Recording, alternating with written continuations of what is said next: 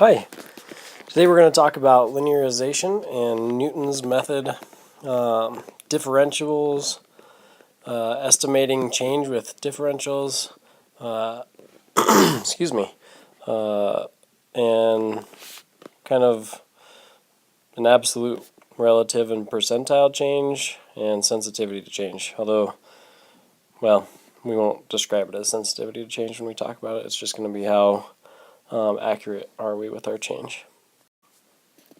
So first up is linearization.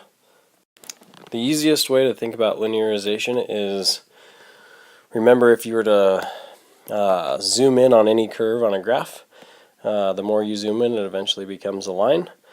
So linearization is just the equation of that line, which is nothing new. And in fact, if you notice, this equation looks a lot like, if we were doing point slope, it would be y minus y 1 equals m, the slope, times x minus x1. Well, that's basically the exact same thing. If we define a point to be a comma f of a, right? That's the same thing as x1 comma y1. And then you have that equation. It's just solved for y. So they call it the function L, linearization. So same thing as point slope. That's the y value plus the slope. That's f prime is the slope equation at specifically a point A. And so then you have to do x minus a in the equation there. So they just get this straight from point slope. Find the linearization of linearization L of x from f of x at x equals a, and how accurate is the approximation L of a plus 0.1 compared to f of a plus 0.1. So we'll kind of get to test to see how accurate our linearization is here.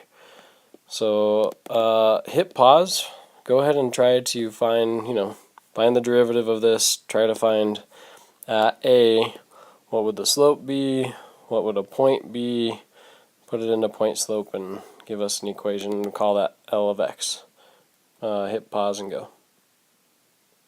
Okay, if we were to do the derivative, so f prime of x is equal to, derivative of the outside would be 1/2, leave the inside alone, to the negative 1/2, times the derivative of the inside would be 2x. Okay, so that would simplify to f prime of x equals 2x over 2 root x squared plus 9. Sorry, that's better, 9. Okay, and then plug in a for x there. So we're really trying to find, okay, what is the slope there at -4, so f prime of -4, so that goes to not equals, is equal to 2 times -4 over 2 square root of -4 squared plus 9. So that's equal to -8 over 4 squared, or -4 squared, is 16 plus 9 is 25. Square root of 25 is 5, times 2 is 10. So our slope, f prime at -4, is equal to -4/5. So there's that. Now I need to plug a into the f function. So what is f of -4? That is equal to, -4 squared is 16 plus 9 is 25. Square root of 25 is 5, so that's our point. So we go into the point slope like they have, but we'll call it L of x equals 5 plus -4/5 times x plus 4.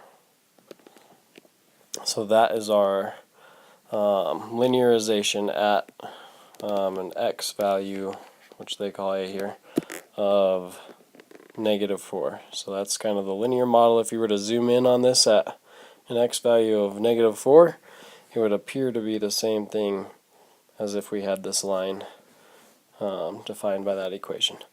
So now we want to find out what is L of 4.1, that's a plus 0.1, and then what is a of 4.1. So let's check that out. L of, oh sorry, not 4.1, it'll be -3.9. -3.9 is equal to, plug that in there, 4.92. So then if we do what is f of -3.9, we plug that in, we will get 4.9204. So that's 4/10,000ths off. I'd say that's a pretty darn good approximation. Moving on.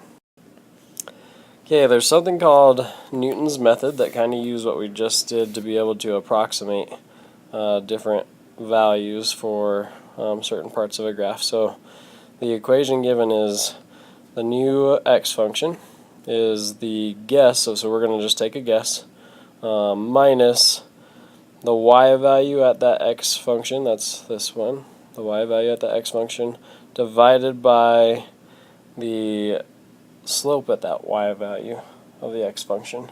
So we'll take that away from the guess that we have. This will just get us closer and closer and closer to as close to the approximation as we can possibly get to being correct, really. So just remember the procedure. First thing you want to do is make a good guess. So the closer you guess, obviously, the fewer times you're going to have to repeat this process. And it's dangerous because if you were guessing on a cosine wave or something like that, and you wanted to guess, if we were trying to guess where the zeros were, and we're specifically talking about this zero here, and you guess a number over here, it's going to take you to this zero instead of this zero. So you want your guess to be as close as possible to the solution for 0, or else you might go to the wrong 0 on a graph. So just a little heads up there. But yeah, we're just going to repeat this process until we kind of get the numbers to repeat over and over. So let's try an example. Just remember the equation there.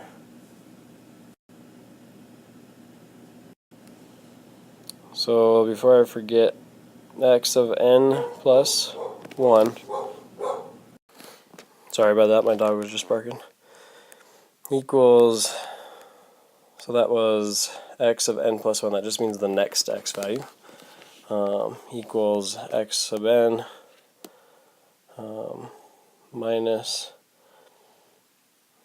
f of x sub n over f prime of x sub n.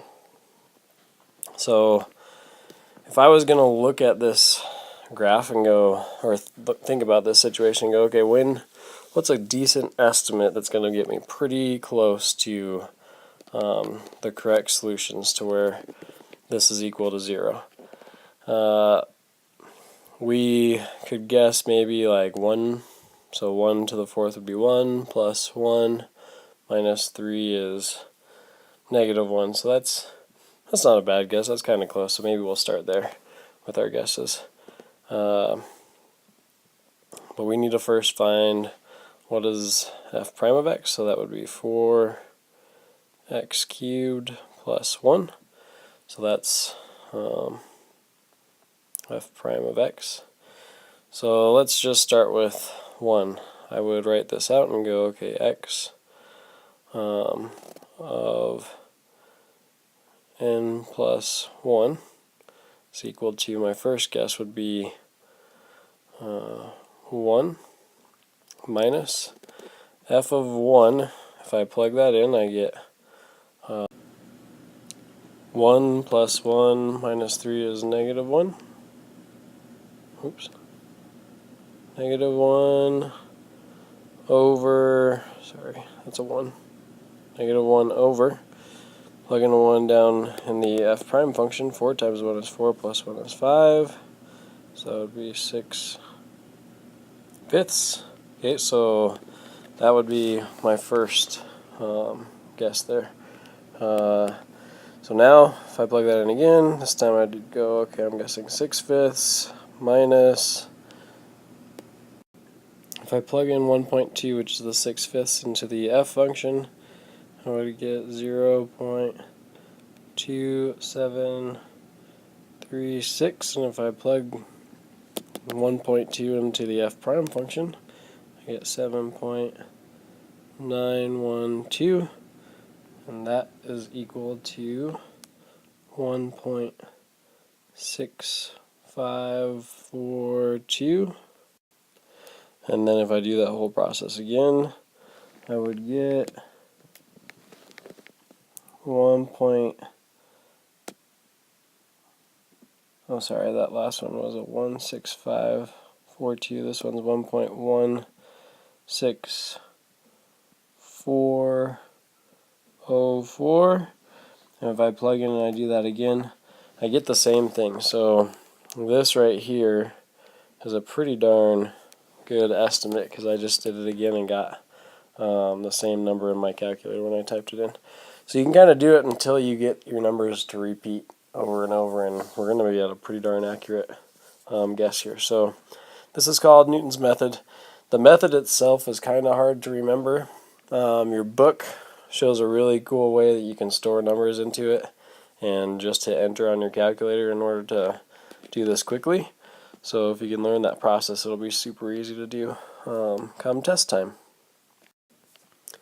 Okay, differentials. The differential x, if you look at it, instead of taking the derivative dy over dx, which is the same thing as f prime of x, if we were just to specifically talk about how does dy, what's our best estimate for how y changes, we could solve that by multiplying both sides by dx, and we would get this equation right there. So I think that's the best way to think about differentials. It's just specifically talking about how y is changing or how x is changing. We use this, we actually had it on the last test, on one of the multiple choice questions, was to solve for dy if we were given a dx. And it looks something like this. Find dy and evaluate dy for a given dx. So you can either just do the derivative like we've done before, where you go dy over dx is equal to, and then take the derivative and then multiply both sides by dx. Plug your x and your dx in and solve for dy that way. Or you can use the new definition that says dy is equal to just f prime of x dx. So either way, it's going to be the same thing. We have to multiply that dx over to solve for dy. So let's find the derivative. So y prime, well, let me put that over here. Y prime is equal to low 1 plus x squared d high minus high d low all over 1 plus x squared low squared. Okay, now if I just I know that would be f prime of x. Okay, so if I wanted to find now instead of f prime of x, if I was specifically looking for just how does the y values change, dy is equal to this times dx. Excuse me. So if I plug in -2 for my x's and 0.1 for my dx, we would get -0.024. So the differential dy, it changes, it goes down basically 0.024 if as x changes by 0.1 at an x value of -2. So that's kind of the almost like the error in that point, given the instantaneous slope kind of there. That's one way to look at it if you're changing at a dx value of 0.1. So how do we estimate change? Kind of what we were just getting at back there by saying, if it was changing by 0.1, how would it change at this exact spot? It would just be from this equation. So how does df change? Well, it changes by multiplying the slope times the horizontal differential. So we're basically trying to find that vertical differential. So we just multiply the slope at that point times how far we're moving, and that will give us the change or the differential, the vertical differential there. So basically the same way as it was written before, just instead of dy it's written as df.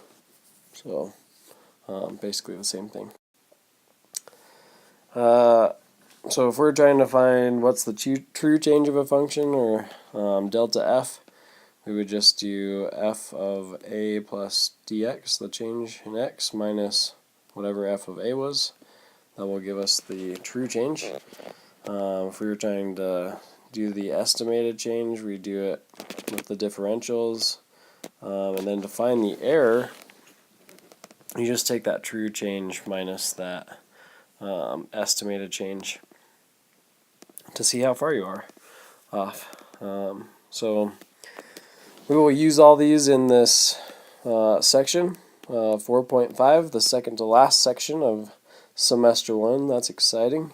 You should be proud of yourselves for what you've done so far, and the next section is probably one of my favorites, so we'll get into that next time. But yeah, bring any questions you have to class, and we'll see you then. Thanks.